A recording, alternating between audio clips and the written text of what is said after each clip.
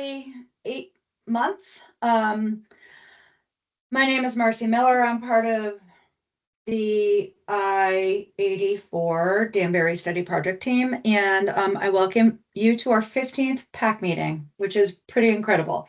We have some pretty exciting stuff to tell you, but first I'll just give you a few housekeeping items before I turn it over to Kevin Burnham from the DOT. As I mentioned, this meeting is recorded. The goal is to post this online once it's done, so people who cannot be here today can at least go in and listen and see what's going on. We will also post this presentation to the website after the meeting is over. There's two ways. Obviously, if you're here, you already know this, but there are two ways to call in. You can go through Teams on your computer, and you can also call in through one of the dial-in numbers that I sent you. We do have a bit of a presentation. It's not huge, but we're asking that there's two ways that you communicate. You can always raise your hand to speak. We are going to have breaks during the regular presentation where we'll take questions. And then you can always type into the question and comment. That gets recorded into the official meeting log. We'll put it in the notes. And then we'll answer that aloud at the end of the meeting. So whatever works best for you, we're happy to respond in either way. All right, so for those of you who might be new, we do have a few, potentially new people who have replaced other people that have either retired or moved on from their positions on our PAC. So our Connecticut Department of Transportation Project team, we have Mike Calabrese, the division chief. Under him is Neil Patel. He is at the meeting today. I'm not sure who, I can't always see who has their cameras on. Kevin Burnham, he's going to be giving a lot of your presentation today. So you'll hear from him momentarily. Krishaleen Macrahan, many of you know her. She's done a lot of our past presentations and been very involved in the project. From the consultant team, you have Sharat, he'll talk with you today, Janine, and Rick, who are both involved with the environmental documentation and the Pell analysis, which you'll hear more about if you're not familiar. And then there's me, Marcy Miller with community engagement. So what we're going to talk about today, this agenda looks pretty similar to our last meeting agenda, but it's going to have a lot more information. So, we're going to talk a little bit about the study background just to get everyone up to speed. It's been 8 months. We'll talk about the screening process and the results. We have a lot of new information on the website, and we've done a lot more analysis on the combinations and the early action things. So when I mention early action, what I'm really talking about are these potential breakout projects, and we introduced them, I believe, in August, and we didn't give a whole lot of information, but I think we'll have more for you today, and we're really looking for your feedback on that. We'll talk about our next steps and how the main Pell study will conclude, as well as the breakout projects will move forward and how everything will move forward, and then we'll hear from you. And with that, I'm going to turn it over to Kevin. Thank you, Marcy. So as Marcy said, there's been a lot of things that have happened since our last meeting. We made a number of big changes to the website. They particularly have to do with that project planning tab, where you'll see a lot of things that have changed with the concept development and screening that we'll be talking about today. We've continued a lot of work on many of the breakout projects. And with that, we've coordinated with the city of Danbury and Hart Transit as we've developed them further. You'll see a new study newsletter coming out soon, and we'll be talking about how we're finalizing that Pell study report. So this is probably familiar to you all, but we went, and the needs and deficiencies of this corridor are the congestion and the poor mobility. The congestion for all the high volume of traffic that we have, a number of design deficiencies that have resulted in weaving conditions and a number of crashes, and the geography and the patterns that we have in Danbury have created a local traffic pattern that doesn't really work very well, and very difficult to get um, to and from the highway. And obviously, with these being the needs, the purpose becomes very straightforward: is to reduce that congestion and to improve that mobility for people throughout Danbury area.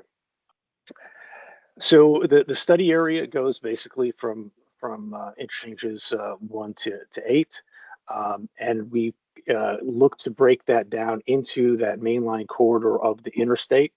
And we then, for particular problems that we have through the corridor, we've broken it down into kind of these interchange pairs: 4 and 3 in the west, 5 and 6 in the center, and 7 and 8 in the east.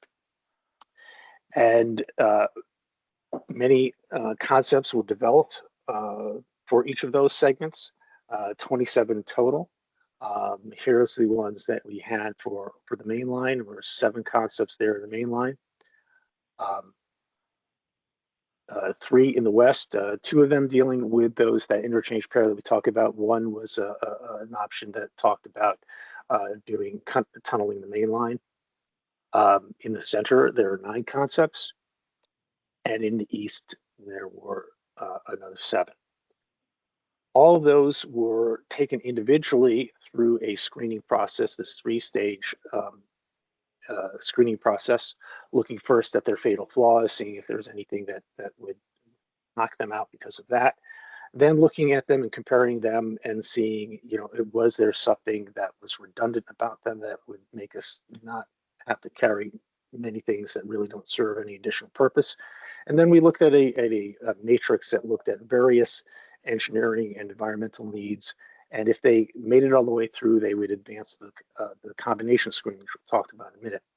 But some of those would kind of were set aside, that we saw that they were going to have address a need independently of the bigger project, and they were put into a pool of breakup projects that we'll be talking about further on in this discussion.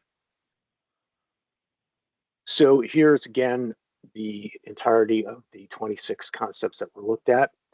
These then were screened through that individual concept screening process, and coming up with what was that, 8 different concepts that made it through. These then were combined into, as you put the 8 of them together, they came into a combination of 12 combinations, and they went through a similar process that resulted in coming up with a reasonable range of alternatives, which we will walk through right now. First, in the main line, the project, it was concept 1, which was looking at creating lane continuity through the corridor. That helped in deal with some weaving issues, and in addition, that we looked to eliminate the left-hand ramps, which also dealt a little bit with that weaving problem that we have throughout the corridor. And looking at a number of the curves, both horizontally and vertically, that would be improved. In the west, similar, there's a lot of stories here about this weaving problem, and in order to deal with that, Route 7 and 84 were separated by a median in this concept. And in order to give 84 access, there was a new ramp that would be added at Cedar Street. And then the 7 and Lake Avenue traffic would merge prior to 84, and then move forward to the east. Over in the east, to deal with weaves there was a pair of collector distributor roads that sorted out the traffic better, and were able to get the traffic to where it needed to be before it had to weave in on the highway. In the center, that's where there was more options. Each of them had their own interest in mind. The first one going west to east was looking at this concept 26, which focused on connections to North Street. This would add 2 new ramps there to complete that interchange. The ramps at Main Street would remain, and an eastbound collector distributor road would connect the 2 interchanges. The next 2 concepts really looked at improving hospital access from the interstate. The first one here, concept 3, added a full interchange at Tamarack Avenue to provide that access. The other one, concept 13, was only a partial interchange, so that would improve hospital access, but only from points to the west. And so all of them had a little bit different function. So they weren't considered redundant and were all moved forward. So putting all those together, we have here concept 1, as we talked about initially, with the lane continuity. And to that, we would add concept 6, which in the west, which adds that Seeger Street ramp. On the east, 15 has the collector distributor roads. And then we have the combining 3 different options. Going west-east again is 26 with that North Street interchange. 3 is Tamarack Avenue. And 13. And as you see, each of them are, so there's basically 3 different combinations that looking to move forward into that reasonable range. So the next steps, we have the draft Pell study report in our hands and is under review by ourselves and other units within the department. We're looking to get that out and have a public information meeting about that in the spring of this year.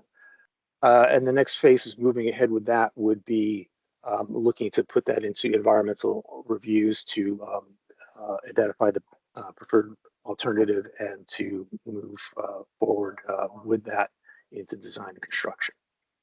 And with that, I think we're going to take a pause here for questions. So if anyone has any questions onto how these combinations came to be or the process so far, you could raise your hand now, or we can take them at the end. But we did want to take a quick pause here if anyone wants to speak up. Oh, Barry, you're first. At no point in any of these meetings so far has anyone talked about money. How much does money factor into what concepts are executed and where that money is originating? Yeah, so Barry, no, that's a good question. And at this point, like these are as part of the Pell study, these are high level alternatives that don't have an in-depth construction cost estimate. There was one in Trot. You can probably add to this in a bit. You know, we did do some initial analysis early on when the engineering study started, and we do have ranges, and those will be in the Pell report. And you're looking at, you know, these 3 alternatives that are moving forward, again, given the length, right, state line all the way to exit 8, widening involved to establish that lane continuity, interchange improvements. Yeah, you're looking at, you know, I think we had a range of 3 to 4 billion when you escalate it out into the future. And so that will be part of the report as we go forward.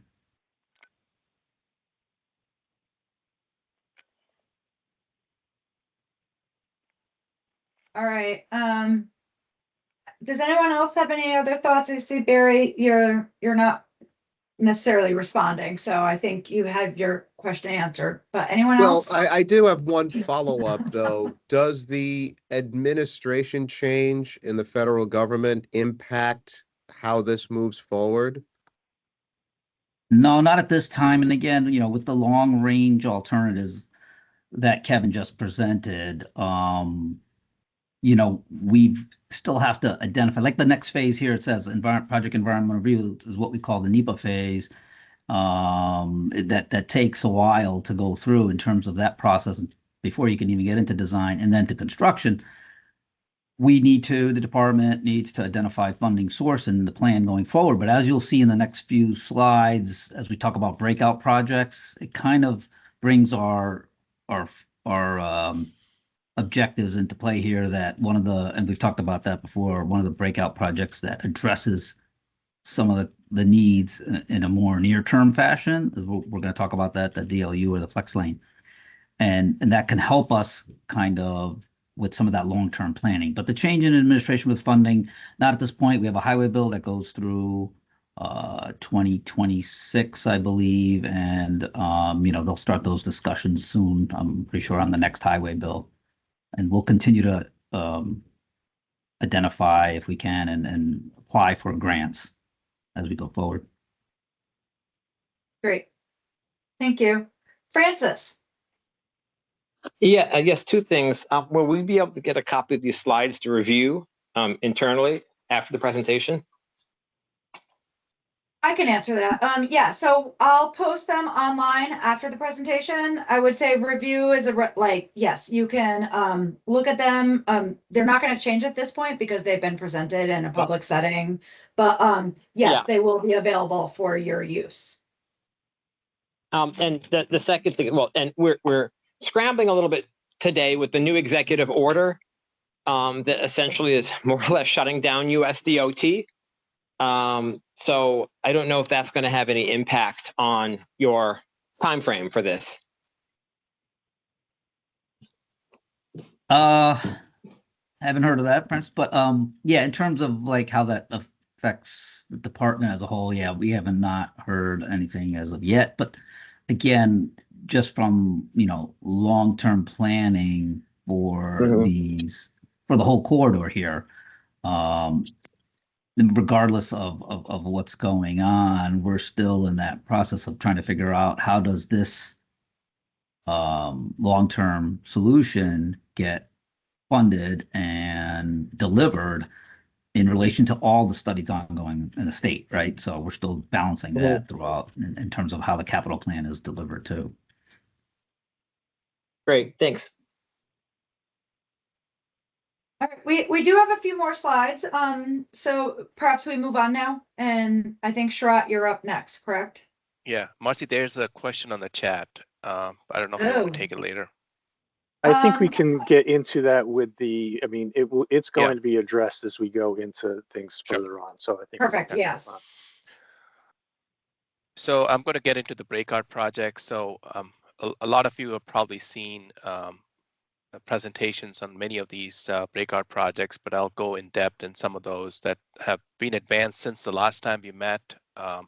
So the Main Street, North Street, Down Street is a project at the Interchange 5 intersection of Main and Downs, right in the center of the city. It's a major thoroughfare into downtown, has a lot of traffic conditions that looked at in safety conditions. We're going to also talk about the bicycle plan and the sidewalk analysis. So we have advanced some of the sidewalk and the bicycle activity since we last met. So we're going to talk to you about that.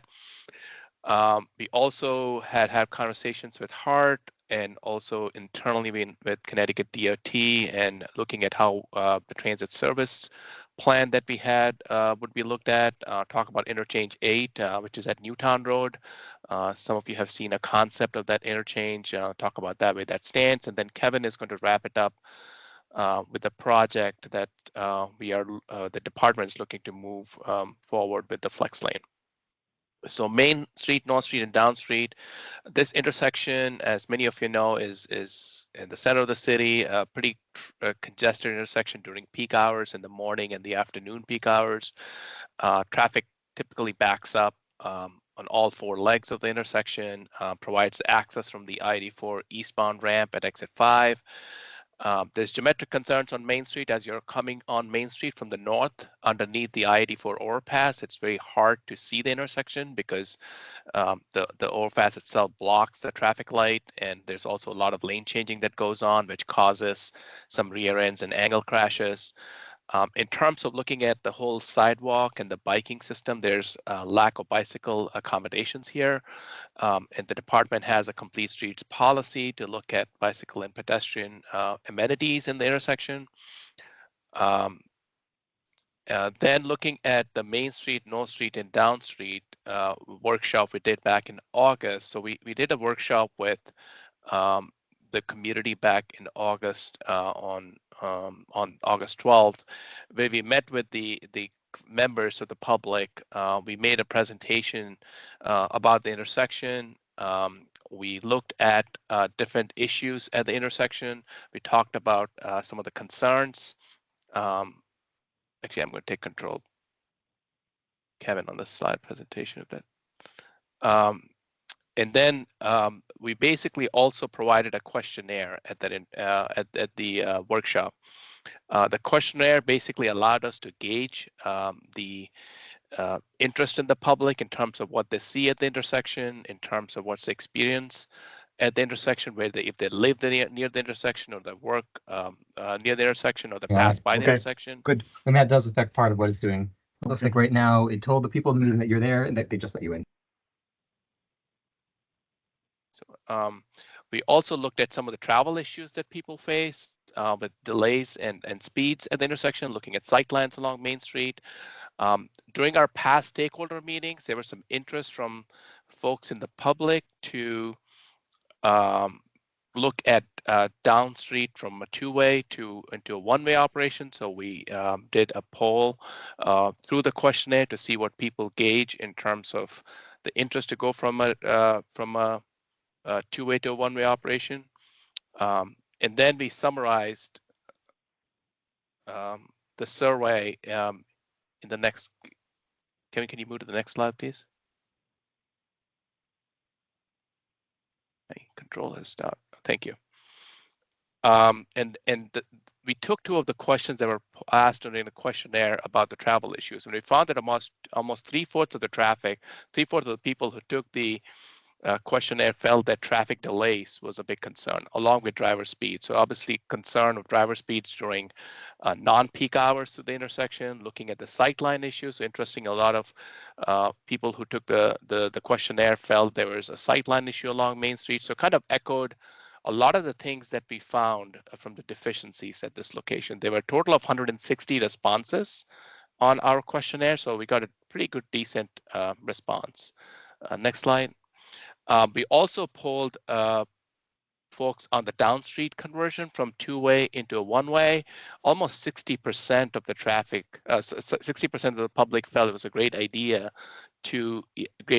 or they loved the idea or supported the idea to convert down street from two-way into one-way. So again, pretty good feedback on looking at what we got from our analysis in comparison to what we saw from the questionnaire.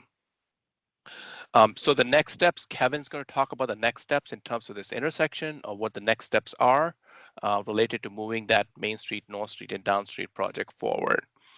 The bicycle plan was something we had developed as part of the ID4 Danbury project, where we developed a bicycle plan looking at the entire city of Danbury, trying to look at accommodations where bicycle facilities could be provided as an on-road facility, or a buffered bike lane, or even like a shared use path. What we have done since we met last time is we have kind of focused our attention on the west side of the project area along the Mill Plain Road section. We've had some discussions with city planning about looking at Mill Plain Road and trying to see if there's opportunity to explore related to providing some sort of a bicycle facility. And if you go to the next slide, Kevin, there's talk about looking at also the sidewalk system along Mill Plain Road to see if there's an opportunity for combining the sidewalk and the bicycle facility into some sort of a shared use path. So currently the project team is investigating the section of Mill Plain Road on the west side, kind of where it ties to the Maybrook Trail going into New York, and then on the east side up to Lake Avenue, to see if there are ways to accommodate a shared use path, understanding that there's a tight constraints in right of way, utilities and things like that. But we are looking at right now at a feasibility level to see if that opportunity does exist to provide that shared use path. So we'll talk about what the next steps are on this effort in towards the end. In terms of the transit service analysis, and many of you have seen this slide, we had done a very high-level analysis of looking at the existing services through the city of Danbury and also looking at regional services. There were recommendations that we provided, looked at adding more express routes that provide connectivity to downtown Danbury and other destinations, and also looking at a circulator bus that would connect the west side to the east side and to the downtown, which allows a better transfer points. The way the service currently works comes to a pulse point, and then everyone has to take a separate line to go to the west side or the east side. This circulator service would enhance that connection in providing not only connection from the interstate or from the express routes, but also be providing local access points between Danbury. The next step for this is to look at a more comprehensive transit analysis, working with the department and HART to kind of see how these services can be combined and how the frequencies of these services can be tied into things like rail connections and other types of facilities in the area. Next slide. The last one I'm going to talk about as a breakout is at interchange 8 that we are looking at. Again, the inset that you see is a example of a type of design that we are looking at. There are other opportunities we are investigating at this interchange. Diverging diamond is one of the options, but also the main idea here is to eliminate that traffic circulation that happens along Newtown Road between Route 6 and Newtown Road, where people would have to go around like a loop to get from one end to the other end. The idea was to provide some sort of a two-way connection on Newtown Road, so traffic that's going to the highway doesn't have to go through several intersections before they turn around to the gas stations and get through I-84 westbound. So again, this is one of the layouts or one of the designs that we are looking at, but there are other options we'll still be investigating at this interchange 8. With that, I will turn it back to Kevin. Hey, thank you, Sharat. So this last breakout that we're going to talk about is what we're now calling flex lane. Previously, in other meetings that we've had, we've called it DLU or dynamic lane use. So to remind everybody what that is that we're looking at using that wide shoulder that we have and configuring it in such a way that that can be used for a travel lane. So when the regular travel lanes are flowing normally at free flow, that lane's going to be closed and operate as a full shoulder, as it does today. As those lanes get congested, the flex lane will be identified as being warranted to use as a travel lane, and that will open up, adding some capacity to the highway and reducing the congestion in the remainder of the travel lanes. So the limits here are really this area of the highway that is overlapping with Route 7. It would be built to be able to have it in both directions. You can see on this particular diagram that we're focusing on an area in the east where Route 7 comes in, and there's been some, feedback from those in Brookfield about how that backs up. And in addition to the flex lane throughout, they're looking at adding 2 lanes on Route 7 southbound to help that merge. So from a driver's point of view, this would be kind of how it would look. We're looking here at a cross section. If you were traveling eastbound in the PM peak, that's the time that flex lane would typically be open. And you would see a green arrow indicating that shoulder would be permitted only at those times. And similarly, in the opposite direction, it would be opened in the AM peak.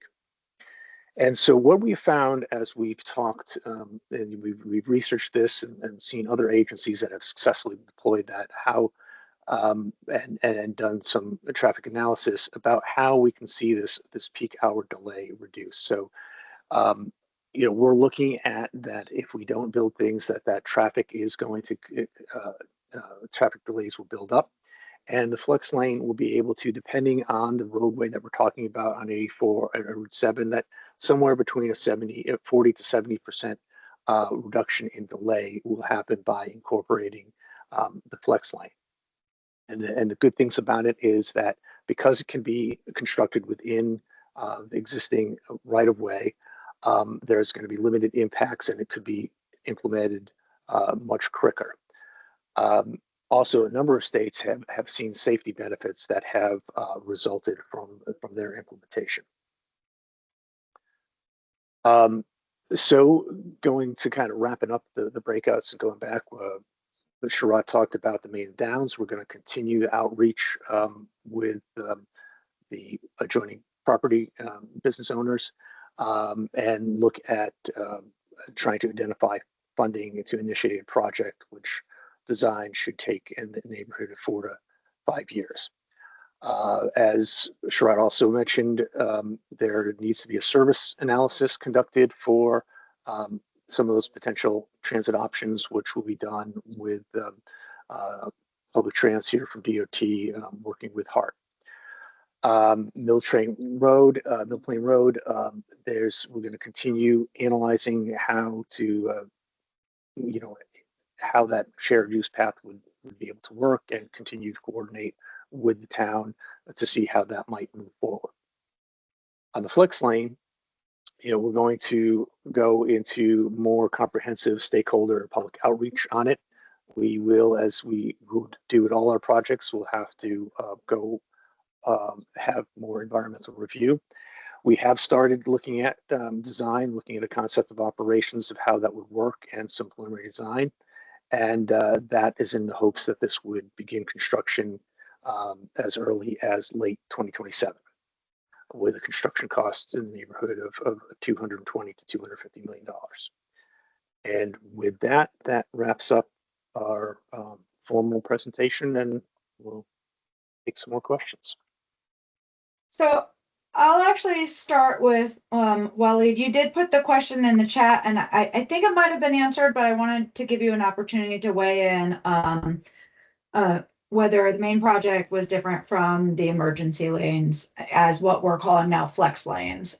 Is there anything else that is kind of unanswered related to that for you? No, thank you. No, Kevin actually answered it during the presentation. Thank you.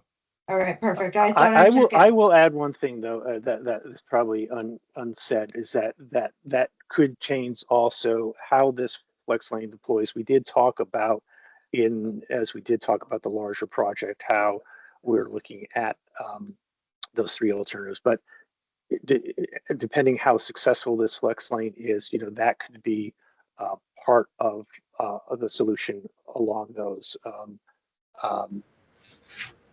As kind of the existing condition that will change things a bit.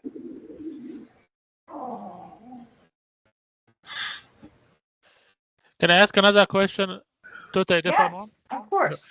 So I met with some of you guys before about Mill Plain when we were talking about the sidewalk, and just please reach us out to our engineer, the mayor's office, before you actually finalize any design, because a lot of the business owners would like to be involved. So initially when we talked about it, and I believe it was like 8 weeks or 10 weeks ago, if I'm not mistaken, we were talking about sidewalks.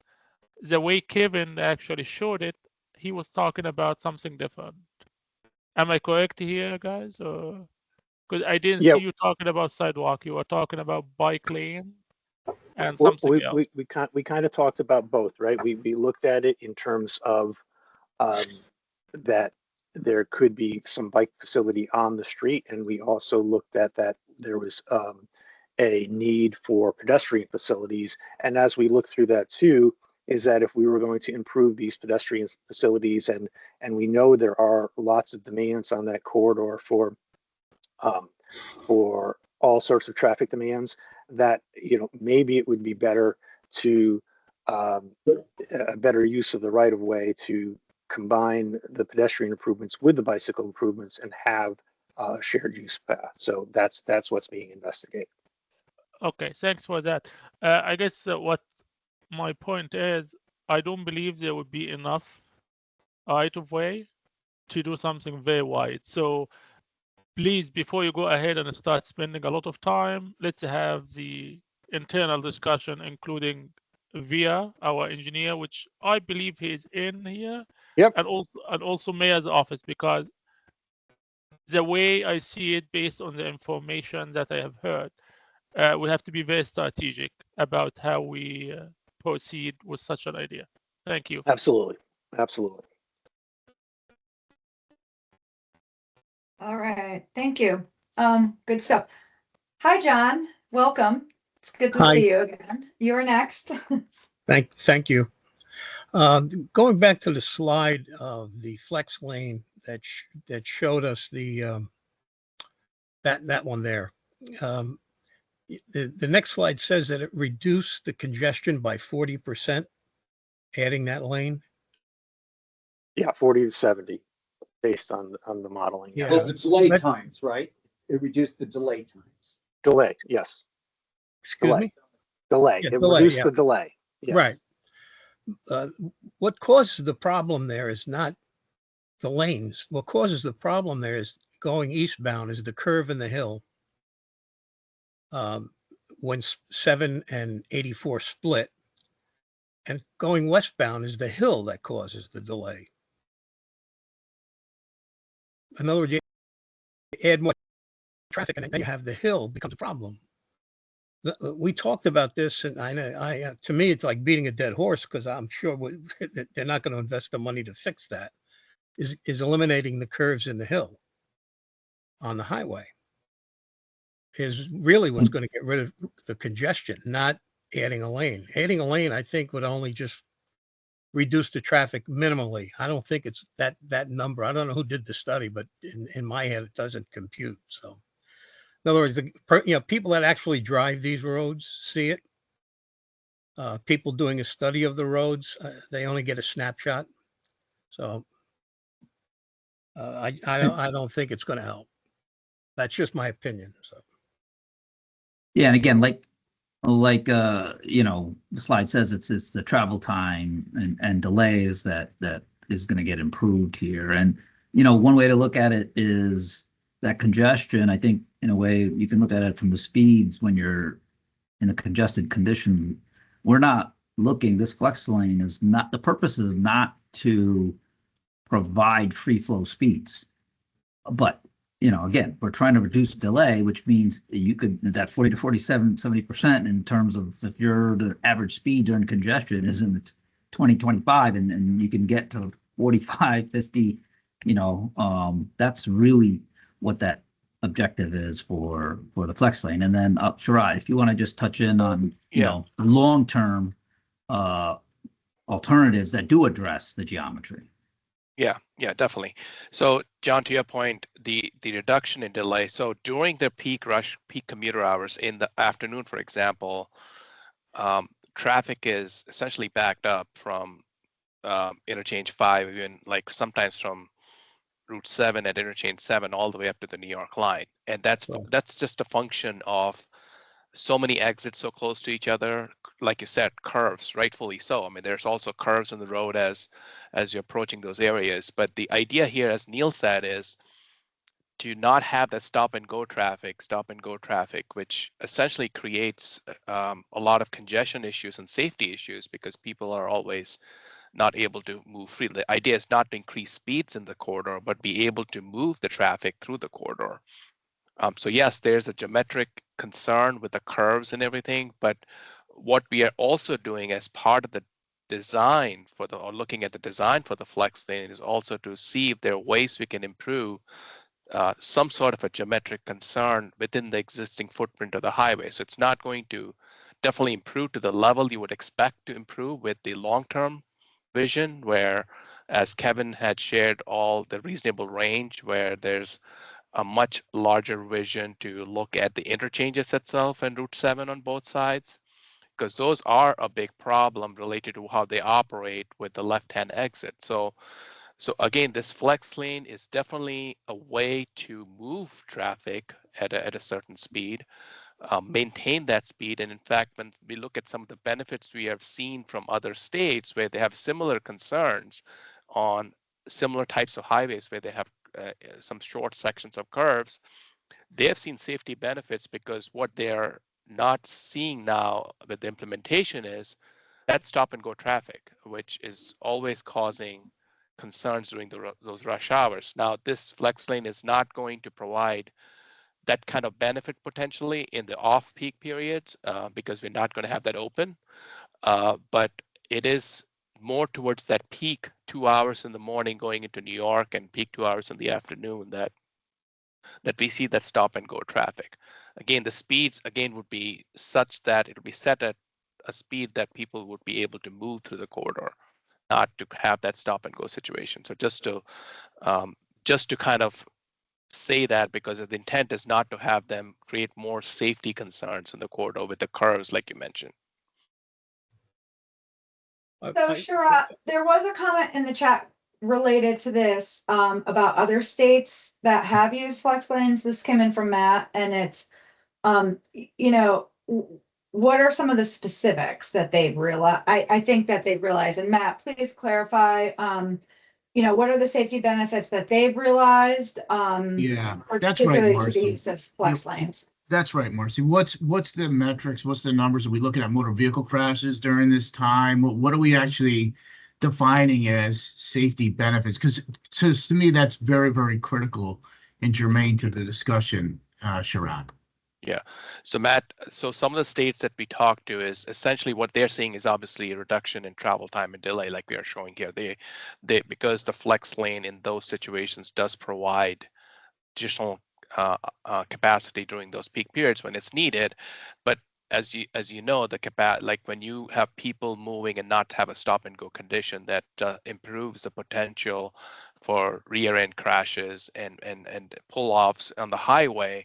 The traffic is now facing an incident type of situation where you have to respond to and move traffic out. So if traffic is able to move, not referring to a high speed, but able to move in the corridor, it does reduce the potential for crashes because now we are able to move traffic and not have traffic apply brakes that many times. And that's kind of what some of the states are seeing is the benefits is that not having that stop and go condition where that's kind of where a lot of the causes are for these crashes. So that's kind of where they have data that we have seen talking to them that shows some of those benefits they're seeing in terms of providing that flex lane. Yeah, and I think just to add to that, Sharat, I think Michigan, the one state that actually they did do a little data analysis study before and after, and they did see a reduction in the total number of crashes, but there's probably a lot more to that in terms of, the types of crashes, the direction. I believe, if I recall, I thought they did see, which would make sense, a bigger reduction in total crashes during the peak hour, which would make sense, obviously, because that's when you're going to have the benefit is during the peak hour. Well, just keep in mind that going eastbound, you add that extra lane and still maintain the left exit for Route 7. Now you'll have 2 lanes trying to get over to 84 and 2 lanes trying to get over to 7 north. So that's at that interchange right there is where there's a problem. Not only that, you have the curve. Not only that, you have the hill. And then you have the merge of 7 south coming into 84. Right. So that's a horrible congested area right in that one spot going in that direction. So Kevin mentioned, right? That's why I said that flex lane, to me, I don't see how it improves anything. So just to clarify also, right, as Kevin mentioned, the 7 southbound, the 1 lane on ramp, that's going to get expanded to 2 lanes.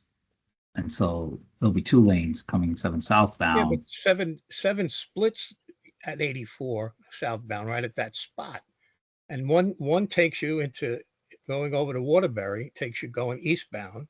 And that right at that merge is where the 84 and 7 splits, where 7 goes north and 84 goes east. So now you'll have 2 lanes coming for the left exit and 2 lanes going for 84, and they'll have to cross over. So John, you're talking about eastbound 84, correct? At Right, exit that's 7? what I'm Okay. talking. That there is a big problem. The other problem on the other side going westbound is that big hill. It slows everybody down as you go up that hill.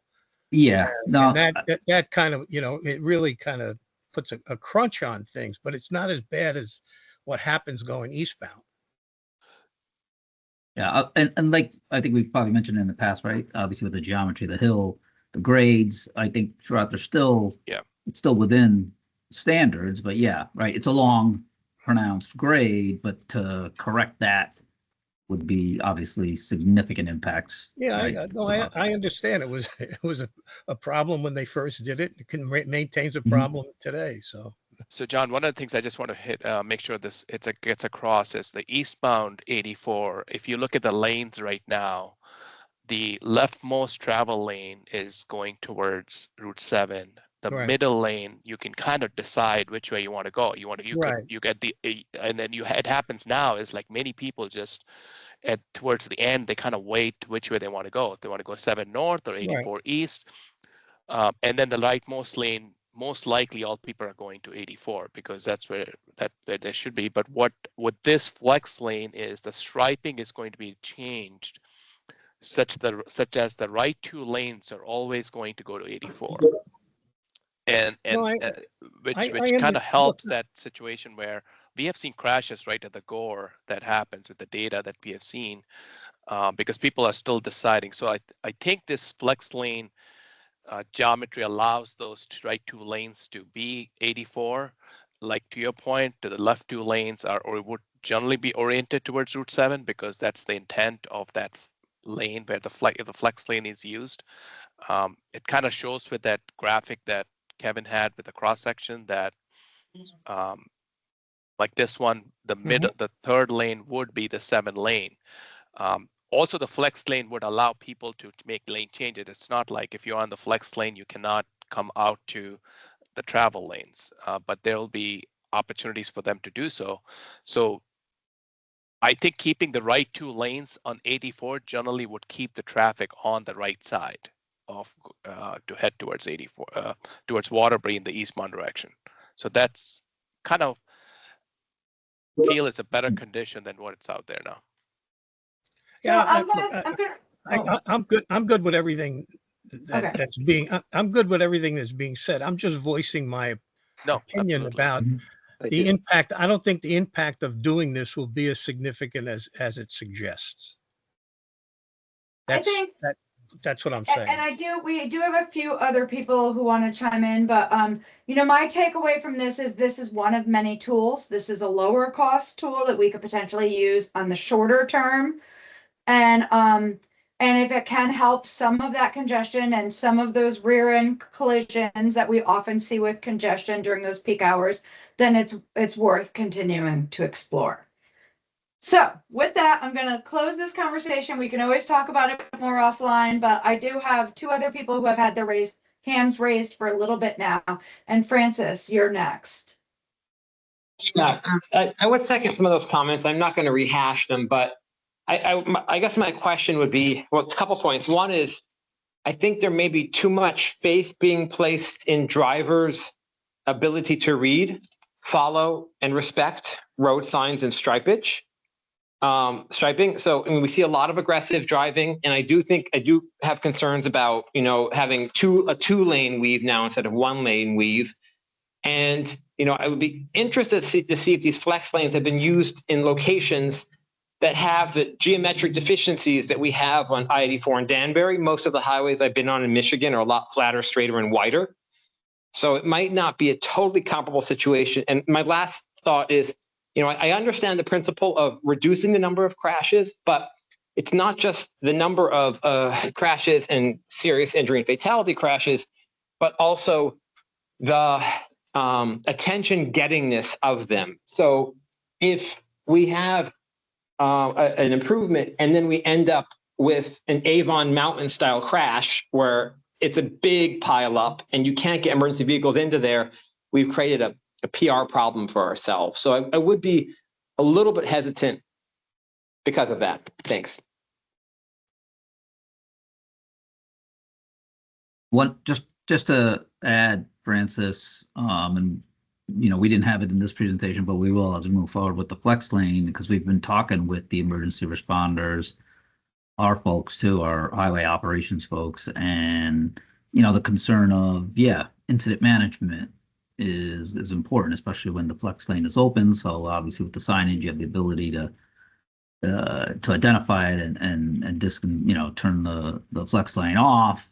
But we're also going to incorporate some of those pull-offs, the emergent incident management pull-off areas where we can.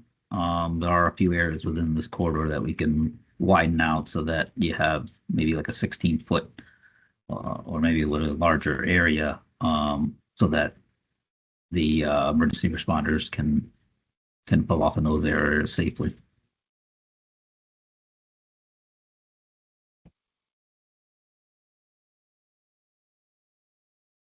I think, Marcy, I think we had Barry. Barry was Yeah, we did have Barry. Yeah. All right. I have other thoughts, but all right, Barry, let's go on.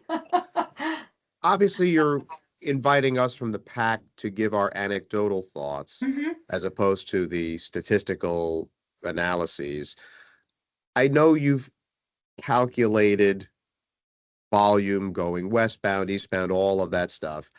I have found, as one who drives all the way to Bristol, which is where I am right now, every weekday basically, coming home in the afternoon westbound, the traffic has gotten worse in the time that this PAC meeting has formed in the past 15 months or so.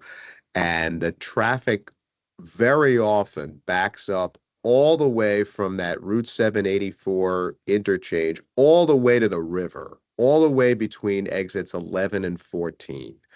And I find myself getting off at exit 11, going up to Route 25 and just taking it all the way down to where the turtleback is and getting back on 84 there, because I don't want to go anywhere near it until then. So anecdotally, it feels like that commute going east to west in the afternoon has gotten worse, noticeably worse, more often in the time that this PAC group has been meeting.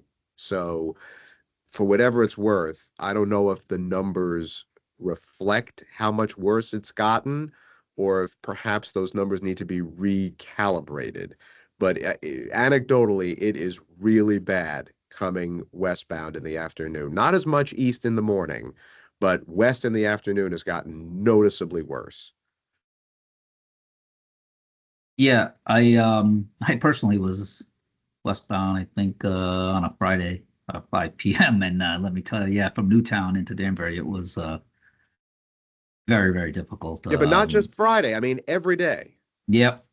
So, a couple of things we did take new counts earlier in the year, last year. So we are in the process of updating our analysis, especially going forward for the flex lane. The other thing from a regional standpoint, which because I do also oversee some of the studies that are ongoing on 95, and again, right, when you talk about east-west corridor, it's 95 or 84 from a regional standpoint, right? So I don't know if is there been a shift on certain occasions over the last year because of some of the construction down on the shoreline, which really causes the congestion. So that's something that I think we can probably talk to our planning folks who have a good pulse on the volumes and the trends throughout the state. So thanks for that. We'll kind of convey that to them and see what they're seeing. And Barry, just to add to what Neil's saying is that, since COVID happened and traffic volumes are definitely back to normal, or even probably beyond normal, and the traffic patterns themselves have changed. So people are spreading their travel across the peak hours versus they were just going through 1 hour now.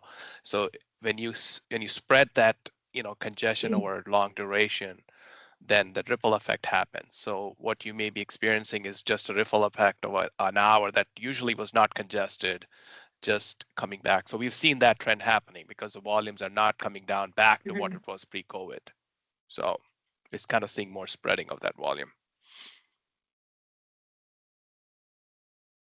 All right, good stuff. I just want to note that there was one comment in the chat, that, from the city, saying requesting them to coordinate for the exit 5 eastbound and, along Main Street. And yes, that will absolutely happen. So you can know that that's been noted. Are there any other questions that people have, from the pack?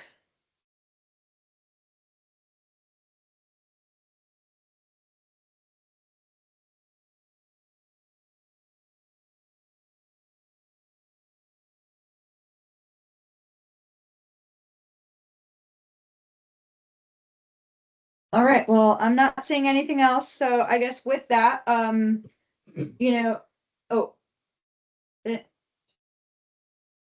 I thought I heard something. So with that, I'm happy to close the meeting, and anyone can reach out to Sharat, myself, or Kevin or Neil from the department with any follow-up questions. We'll post the information online. And within a week or two, we'll get a meeting summary up there from today's meeting as well. You'll get the video and you'll get the presentation sooner than the meeting summary. And I would just add, please visit our website if you haven't. So there's a lot of information out there that would certainly give you guys a lot of background. All right, and with that, I'm going to stop the recording, and we really appreciate your time. We're done in 1 hour. Very good. Thank you. Thank you. Thank you. Thanks, Thank you. everyone. Thanks, everyone. Bye-bye.